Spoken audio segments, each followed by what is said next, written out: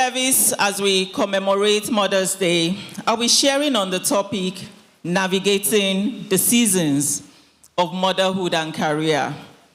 Motherhood is very beautiful, but let's be honest, it could be also very demanding.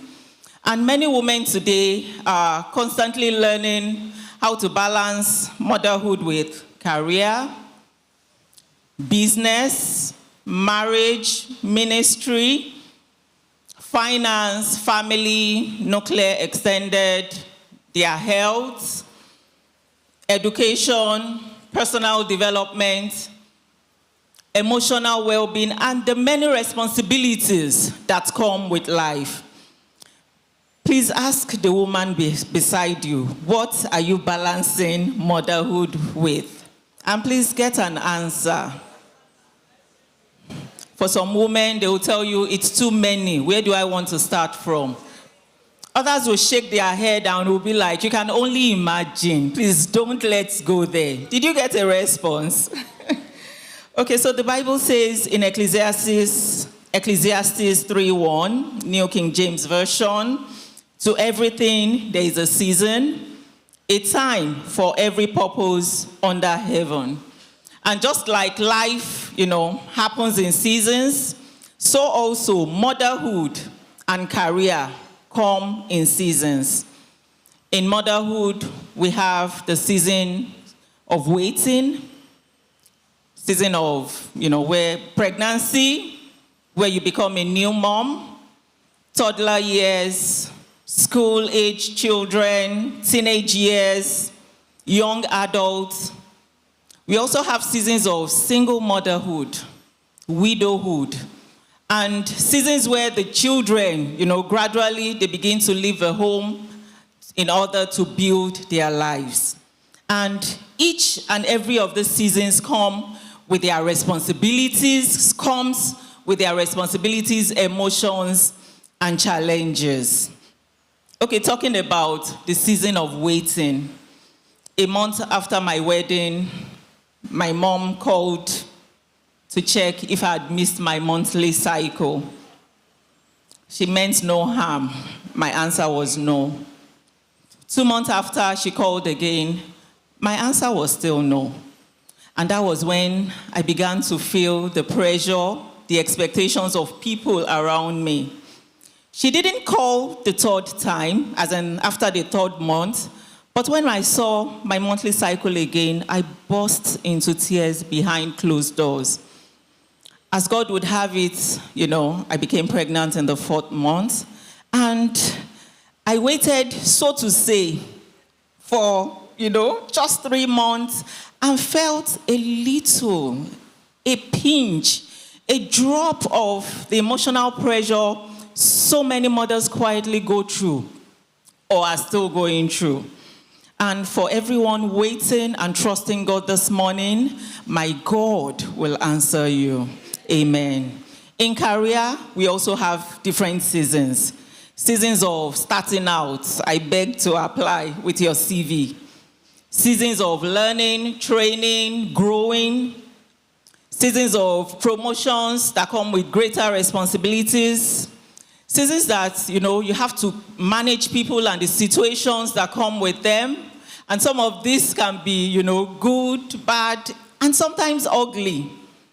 Seasons where you leave the house when the children were yet to wake up, and you come back after they had slept. I could go on. And many women today are trying to balance all this. Okay, so by the special grace of God, I studied accountancy. I'm a fellow of the Institute of Chartered Accountants of Nigeria. Last month marked 22 years on the career journey.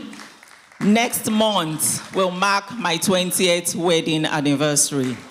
And I remember in one of my work experiences, I got, an employment with one of the multinationals, and I resumed at the head office on the island. And the plan was that it would be a training period of just 3 months, after which they would transfer us to any of their subsidiaries. And one of the subsidiaries was very close to my house, Ikeja. I was praying and declaring that I would get, that location. But as God would have it, when I had a hint of where I would be transferred to, I started praying, fasting, pressing buttons, all to no avail. At the end of the day, I was transferred to a location very far away from home, a location I could not commute daily to work. So I had to go and rent an apartment close to work. I was with these organizations for 3 years, 3 months training here, closer home. But for 2 years, 9 months, I had to stay away from home. My 3 girls were home, and I had to be shuttling. After service, every Sunday, I would travel back to my base. Friday evenings, I would come back home. And it was like this for close to the entire 3 years. It was very challenging for me, but that was a season. Okay, so through all these years, I'd learned that so many things are required to navigate all these seasons. And for this session, I identified 3 major things. There are so many things. In fact, it's not peculiar to one person. It's not peculiar to one situation. But I highlighted 3 major things. And the first is wisdom. Wisdom to know, to identify, and be able to respond properly to the different seasons of life that you're in. Balancing motherhood and career requires divine wisdom on a daily basis. The wisdom you'll apply when you just got wedded in your career is different from when you're pregnant. It's different from when you're waiting, when you have a toddler, when you have teenage children around. Different levels. And Proverbs 4:7 says, wisdom is a principal thing.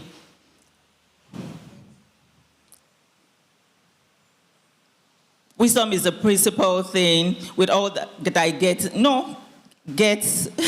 wisdom, I didn't write it out well.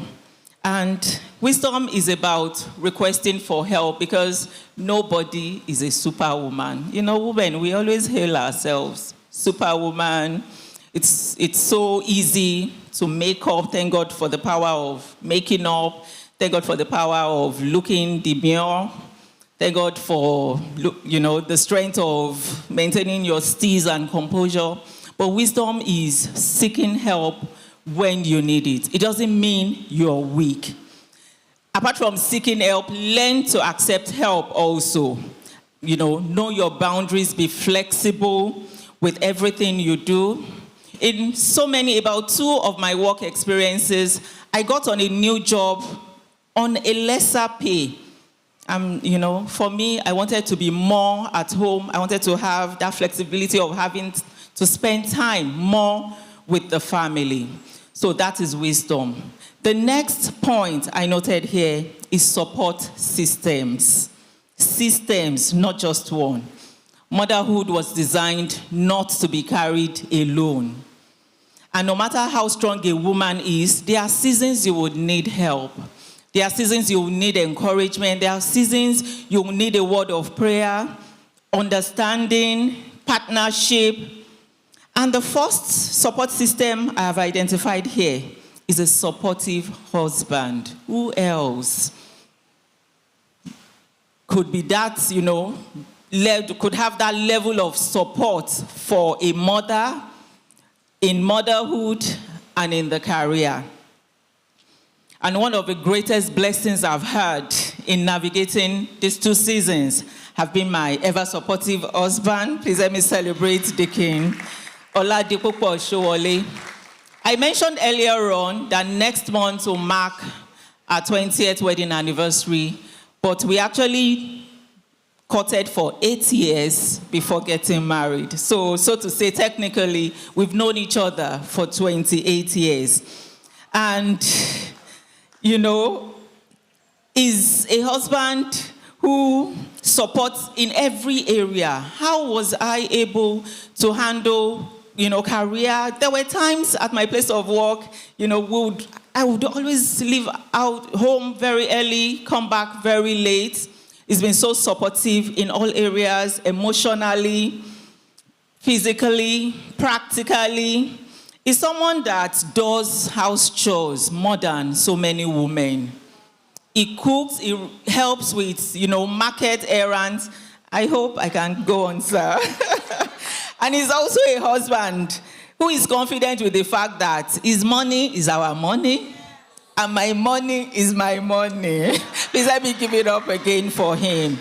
And that is one of the support system, a major support system for every woman.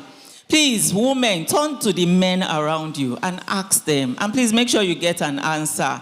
Ask them, how well have you been supporting your wife? How well? Get an answer, please. You are going to send those answers to my phone later. How well? How well do you help? And being supportive does not mean doing the big things. Sometimes it could be just, honey, relax. I've got you. Let me just help out with this. It could be helping the children. There was a time I had a baby and I had to go out. My hubby said, don't worry, just leave the baby with me. And when I came back to the house, it was my neighbor that first said, Mommy Aniola, you went out, Abby. The baby was crying. That they heard the baby crying. So when I got in, I saw her sleeping. She's right there in the audience. I saw her sleeping. And I was like, how did you cope? He said, she was just crying. When I didn't know what to do, I just took her under the shower, open shower on her. And she slept immediately. Please, I'm not asking you to adopt that style. But it was supportive in all ramifications. And it's so, it's really so pathetic. I'm privileged to be the coordinator of a Lord's Lady Fellowship. And I see situations happening. I see our women going through all sorts when their biggest cheerleader becomes the major trigger in the home. They go out there to face the issues of life, but coming back in, there is no support, no rest, no peace. We see situations of violence. We see situations where, all the burdens are on the woman. She's tired, the children. But I know our royalty men will change and they will be supportive. Okay, so the next support system I want to identify is family support. Motherhood, career. Some of us become new moms, our families come in.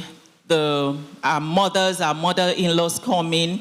And even though I know the issue of in-law is a very hot topic here within our culture, but I had an experience I would like to share this morning regarding my in-law relationship. On the night of our wedding, after all the friends and families, relatives, everybody had gone home, I just realized that my sister-in-law was still around. No problem. 1 day, 2 days, 3 days. For a newly wedded. So I had to approach my hubby and I was like, see, bro, Sister Dupe, what's she doing around? And it was at that point he told me she would be staying with us. Wow. I stay calm because right from, the word go, I never had issues with them. And I was, you could have brought it forward. We should have discussed it. But I thank God we didn't discuss it before we got married. I didn't know God was orchestrating an angel in human form for me. So I'm just a year older than her. When she came in, I was like, what sort of rivalry will this be? She calls me Auntie J. I call her Sister Dupe, but she was God-sent. God-sent in the sense that, while with us, she was having her master's at Unilag. And when I had my baby, she became practically the nanny, full-time, unpaid nanny for myself and my baby. I had all the rest. I had all the peace of mind. Eventually, when she had to travel, to further her studies, that was when my episode of having house helps began. In the 2022 Lord's Ladies Convention, I, shared my experience of how after she left and I started, I have 3 girls, she was there at my first only. By the time I started moving into, motherhood proper with work, I shared my experience, just like I mentioned, at the 2022 Lord's Lady Convention. And as at then, when I was speaking on the subject, I had already engaged 29 house helps, 5 nannies, making 34 in all. There were all this domestic staff that spends maybe just one day, some 1 month, some 1 week. A few lasted with me. I had, oh my God, that would be a story for another day, because I can't just start sharing my experiences, the good, the bad, and the ugly. There was one that I asked Glory, clean the refrigerator. I went to work. By the time I came back, I met my 3 kids sleeping. Usually the 3 of them don't sleep together. The first and the last, the second and the last, at least one of them would be awake. That day, I saw the 3 of them sleeping, and I asked Glory, what did you do? She said, well, she was cleaning the refrigerator, all the bottles of medicine, then when you're raising your kids, you start this medication, you don't finish them. Then we were putting them in the fridge. She said she brought everything out, took a cup, add everything, mixed. She told me, she was describing that she mixed them together, called my children, and fed them with it. I couldn't scream. I tried first aid. I poured water on them. They were not coming around, not until the second day. There was a day I came to the house, and one of my house helps, the whole kitchen was black, a cream color room. The net was all burnt. What happened? She said she was frying fish. She went to the backyard. Before she came, there was fire. It could have been worse. There was one of the experiences that was spiritual. Oh, I can't delve into it because it's a long journey. The girl came to my house. As she was entering, she had a luggage and a Bible. And I was happy that, wow, a Christian girl in a Christian home. But as the story went by, she was a Dibia's daughter. And she had, a foul spirit. It was such that I had a spiritual encounter with her. So how is your support system in the area of family? Sometimes it's our siblings, our relatives, but your in-laws. Please help me ask the woman beside you. How is your relationship with your in-laws? How? And get a response. Because I had an angel that was sent to me. I know it's a hot topic. And even you yourself, you must be an in-law to somebody. How are you relating with them?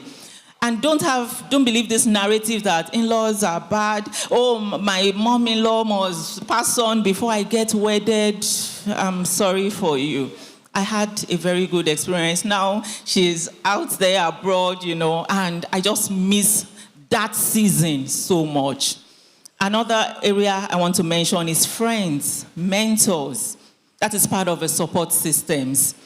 And we can, your friends, sometimes it's just sharing with them. Sometimes when you offer support to someone, it doesn't have to be financial, hard work. Sometimes a call. So many people go through stuffs. Their minds are, they are overwhelmed. And sometimes when you listen, a listening here to all they have to do, all they're going through, the issues are still there. But I tell you, sometimes they feel light.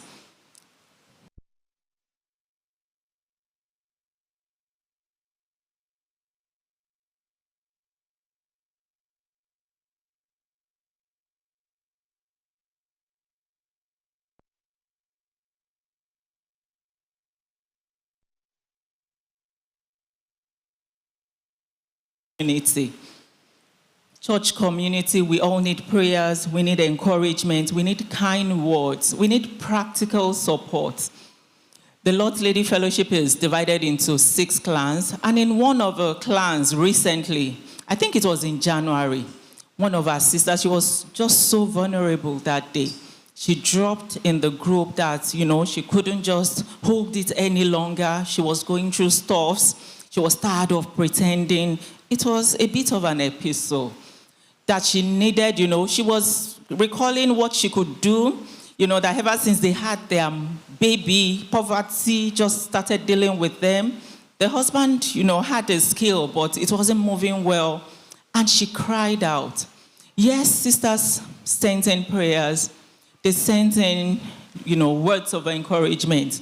But what fascinated me was that in that very clan, they now started dropping, adverts, job advertisements on a day-to-day basis. There were 2 sisters in that clan that they just kept dropping. And by March, the lady, gave an update, a feedback of how her husband got an employment out of all the, job advert that was dropped. Church community.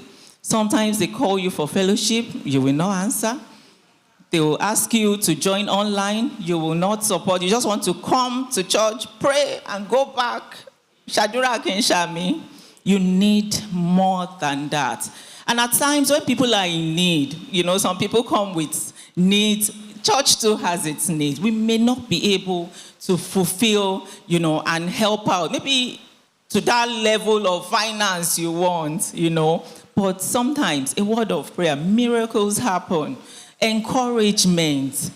And this is to admonish us, that even as we come to church, let us not forsake the fellowship of the brethren. Engage actively in your teams, in your clans. There's a men's fellowship, there's a women's fellowship, there is a church for the teens, the children. Please find out anyone. Even in the women's fellowship, we now have, a group for mothers, new moms, those that have babies. And all these are support, areas that we are building up in order to help to navigate whatever season you're going through in life, okay? And the last but not the least is the God factor.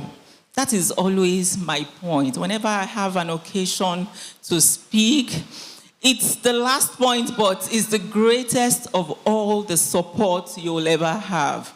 God, will always be with you, and you just have to keep trusting him. I remember in one of my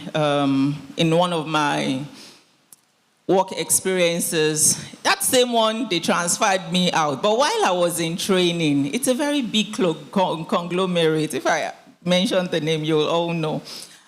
I was in internal control. Okay, so during the training period, they asked that we go do an audit verification at the current refinery site, when the refinery was still, coming up. That experience, was a very great one, because as an auditor, it was that employment that I first had to approve an invoice that was in billions. In fact, that very day, because it had to do with projects. I was in the project team, and all the projects, ongoing, Dangote projects around. Major then was the refinery. And out of all my experiences, by the time I had that one, and I was reviewing invoices in billions, 2-point-something billion, one single invoice. In fact, when I signed, I was like, let me take picture that my signature could bring this out. Okay, so we were asked to have a tour of the refinery. Then it was still springing up, to verify some things. And when I got that employment, let me digress a bit. A week later, I started feeling feverish. And I was like, wow, a new job.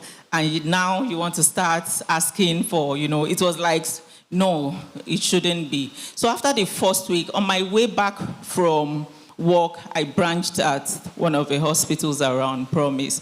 And I asked to see a doctor. I told the doctor, I just got a new job, and I cannot afford to ask for time off. That I surrendered myself for admission. I told the doctor, admit me. Whatever you will do, we'll be praying. Whatever miracle, whatever magic, I need to be well by Monday to resume back to work. Because this was a new job. And that was something that I felt, just like I said earlier on, we're not superwomen. Wisdom, apply wisdom. it shouldn't be the case at all times. I'm just sharing this experience I had because of where I'm working towards. So all through the weekend, I was there. And by the time I resumed back on Monday, that was when they asked us to go to the refinery site. We got there, we did what they asked us to do. And by the time we came back, only God knew what that environment was all about. But it was a very large, can you imagine a refinery, site? By the time we came back, I had this reaction. I started coughing. Not just little cough. I started coughing as if they put generator in my system. It was uncontrollable.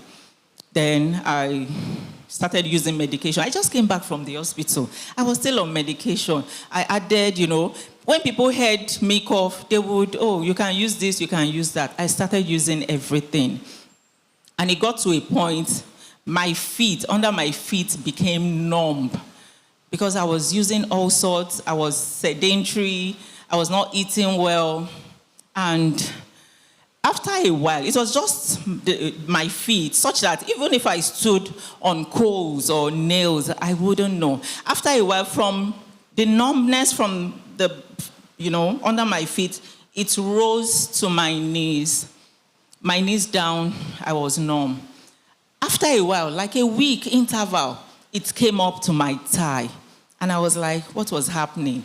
Then I just had to, more like, I didn't go to the hospital because I felt I just came out. And at that point, I began to identify, so many things that I knew I was not doing well. I was using serious antibiotics. I was not eating well. I was not drinking enough water. I was sedentary. I was not, more like moving about. But as God would have it. And that's why I said God factor, because in your journey, in motherhood, in your career, you will experience all sorts. There was a day I just, on a weekend, I just stood up and trekked. I am unable to estimate the kilometers, but it was a long journey. I, strolled down. It was like 1 hour, trekking. And by the time I came back, I slept. When I woke up, the numbness that was here came to the knee. Then I knew that, okay, our health is really important. It's really important. So when I saw that, the next time again, and just like it came up in phases, it went back again. And what if I didn't do anything? Who knows if it could have become a river that cannot be crossed over, God forbid. So the God factor, because no matter the seasons, of your life, apply wisdom. What works in your pregnancy season may not work when you have a toddler. What works while you were a new hire, you just gain employment, may not work when you are a manager. And lots of it. What works for Sister A may not work for Sister B. We'll always share our experiences, but wisdom is profitable to direct. Pick the one. You owe nobody an explanation. Sometimes things happen in your home. People are not privy of it. They may judge you. A lady told me in our daughter's school, one of the teachers was complaining that they never see the mother. It was only the dad. But way back at home, she gets up very early, prepared them the night before. She gets them ready. She cooks their meals. The dad, her husband had some slack time, takes them to school, and that was the only thing they were saying. And they just, concluded, you owe nobody any explanation for how you apply your wisdom in navigating all these challenges. And to all our mothers this morning, congratulations once again. Whatever season of life you're going through, know that God is with you. It will help you. It will uphold you. To all our women, all our husbands, all our men that are celebrating us, thank you for being so supportive all these years. And we pray God will continue to be with us all in Jesus' mighty name.